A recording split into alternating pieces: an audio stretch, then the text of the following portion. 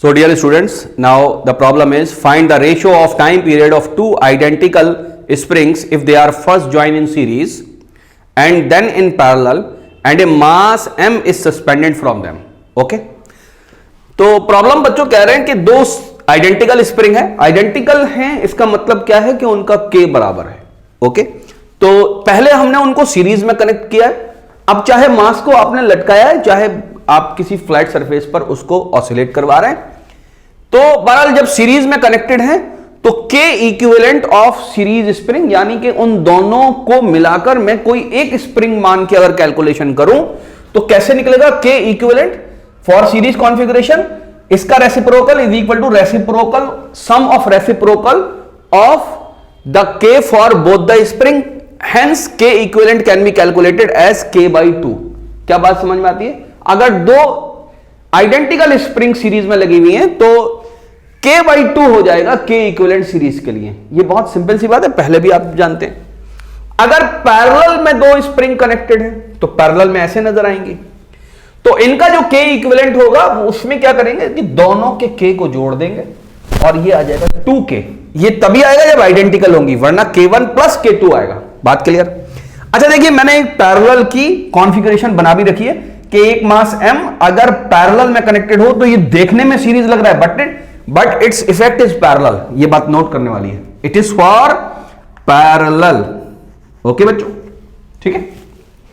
Now time period होता किसके बराबर है? टाइम पीरियड होता है 2 pi root under m by k. तो एक्चुअली में k ना होकर ये k इक्विवेलेंट लिखेंगे हम. बात समझ में आई? अगर दो स्प्रिंग की बात हो रही है तो this is the time period when more than one springs are used. क्या बात क्लियर? तो हमसे क्या पूछ रहे हैं? रेशियो पूछे. If they are first join in series then join in parallel. तो इनका basically ratio of time period निकालना है. तो मुझको निकालना क्या है बेसिकली?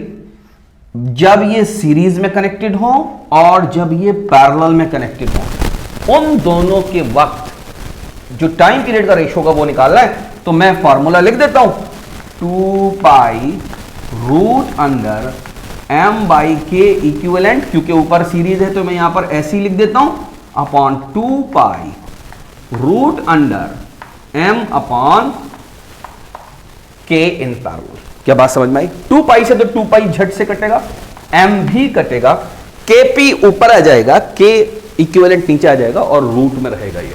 ठीक है. तो मेरा जो आंसर आने वाला है बच्चों वो क्या आने वाला है? TSE upon TP is equal to, एक सेकेंड,